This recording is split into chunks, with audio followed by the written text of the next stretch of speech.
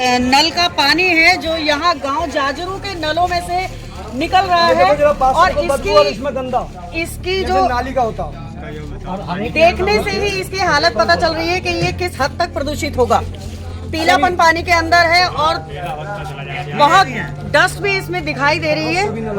अगर इस पानी को यहाँ की जनता पिएगी, बच्चे बूढ़े जवान सभी लोग पी रहे हैं लगातार, तो खुद ही अंदाजा लगाया जा सकता है कि इससे कितनी खतरनाक बीमारियां पैदा हो सकती हैं। और इसका कारण केवल और केवल यहाँ प्रतिबंधित मछली का जो पालन है, उसको खिलाया जाने वाला चारा है जो गाड़ियों में भरकर लाया जाता है, गला सड़ा मांस जो लाते वक्त यहाँ गांव के अंदर भी गिरता है और गांव के ही लोग इसमें शामिल हैं।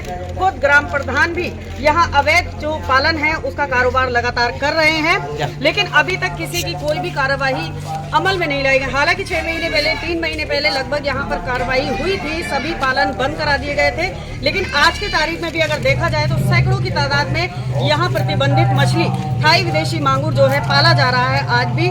और गंदगी और बीमारी का खतरा इन लोगों के चेहरों पर साफ नजर आ रहा है। आप देख सकते हैं यहाँ छोटे छोटे बच्चे भी हैं और बुजुर्ग, छोटे बच्चे और जवान सभी लगभग जो है इन बीमारियों के खतरे से यहाँ पर पूरी तरह से डरे हुए हैं।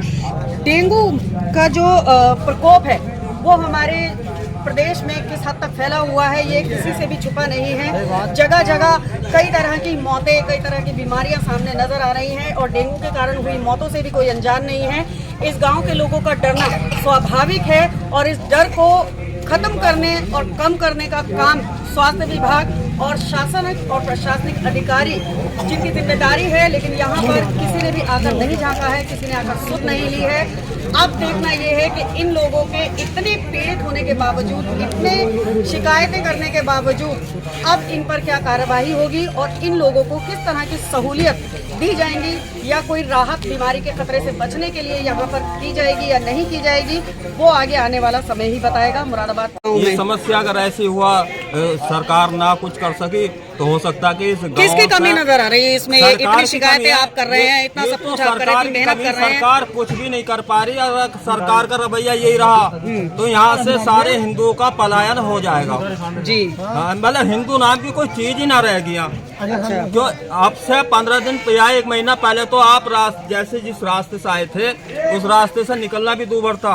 अगर आप खेत पे जाएंगे तो वहाँ नहीं निकल सकते, पानी नहीं पी सकते। अपने क्या चाहते हैं शासन प्रशासन किस तरह की मदद चाहते हैं? हम ये चाहते हैं कि मछलियों को जो दाना खिलाया था वो सिर्फ दाना ही खिलाया जाए, ना कि मांस डाला जाए। जी जी, मांस इतना डाला जा रहा, दूसरे तीसरे दिन गाड़ी, लेकिन ये थाई विदेशी मांगों पे तो सरकार ने ही प्रतिबंध लगाया हुआ है, उसके बावजूद सरकार से कुछ नहीं हो रहा। सरकार से कुछ नहीं होगा। अगर सरकार चाहेगी तो होगा, सरकार नहीं चाहेगी तो नहीं होगा। जी जी, तो प्रतिबंध तो सरकार ने ही लगाया, लेकिन लोग यहाँ पर जो है फिर भी पालन कर रहे हैं, तो इसके लिए क्या कहना चाहते हैं? इसमें लोगों की दबंगी है। मांस को घुमाने के लिए परसों भी 2 गाड़ी पकड़ी गई। अच्छा, लेकिन अभी भी लगातार सब काम हो रहा है। स्वास्थ्य विभाग की तरफ से कोई टीम यहाँ पर कोई राहत के लिए दवाई छिड़कने या किसी तरह के इंजेक्शन वगैरह नहीं आए? वो पानी छिड़क रहे हैं नालियों में। अच्छा, खुशबू नहीं थी, दवाई तो खुशबू थी ना। जी, कोई खुशबू नहीं थी, नाली पैसे छिड़कते नहीं चले गए। मतलब आप लोगों को यहाँ बीमारियों से लड़ने के लिए अकेला छोड़ दिया गया है, कहीं कहा जा सकता है? अपने बूते पे लड़ रहे हैं,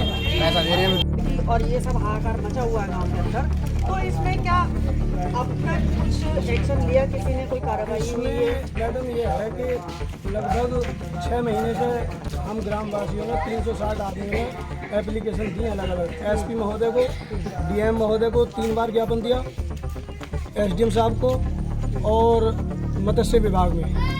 उसके बाद सीएम हेल्पलाइन पर ये ओमवीर सिंह ने भी और हम लोगों ने कम से कम 20-25 लोगों ने वो दिया है, क्या कहते हैं, सीएम हेल्पलाइन पे। तो सीएम हेल्पलाइन की तरफ से जो कार्रवाई हुई तो उसमें इन लोगों से मांग लिए गए शपथ पत्र कि भविष्य में ऐसा काम नहीं करेंगे, लेकिन उसके बाद भी ना मांगूर हटाई गई और ना मांस का आना एक दिन भी बंद हुआ पूर्ण रूप से। मतलब 6 महीने से आप लगातार जो है इस पर कार्यरत हैं और आज 6 महीने के बाद भी क्या अभी भी अवैध पालन मांस आ रहा है, मांगूर अभी भी बरकरार है और इससे हमारे गांव का पानी प्रदूषित होगा। मैं खुद डेंगू का पीड़ित हूँ, डेंगू के कारण मेरी प्लेटें गिर गई, मैं कई दिन से एडमिट रहा हूँ, अभी निकल के आया हूँ हॉस्पिटल से। और हमारे गांव के 30-40 मरीज अलग अलग हॉस्पिटलों में अभी भी एडमिट हैं। और गांव के प्रत्येक नलों का पानी चेक कराया जाए, हमारा ये निवेदन है सरकार से कि हमारे पानी में